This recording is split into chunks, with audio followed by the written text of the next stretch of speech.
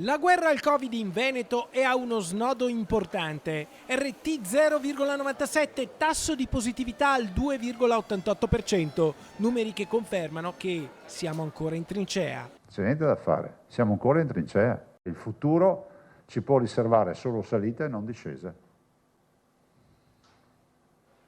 Il futuro prossimo ovviamente, perché il futuro, diciamo quello più importante dei prossimi mesi, ci deve far uscire da questa tragedia.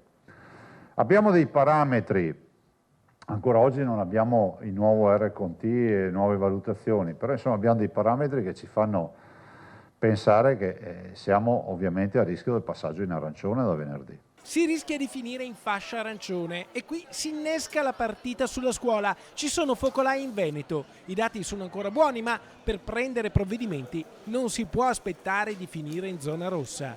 Se è vero che il governo col DPCM qualcosa sulla scuola ha scritto, cioè si chiudono le scuole in zona rossa. È altrettanto vero per la proprietà transitiva, che si riconosce quindi che la scuola rischia di essere uno dei punti nevralgici di questa pandemia. In questo momento quantomeno, no? Vedendo i focolai dei giovani, soprattutto le scuole dell'infanzia, le scuole diciamo primarie e tutto quello che sta accadendo.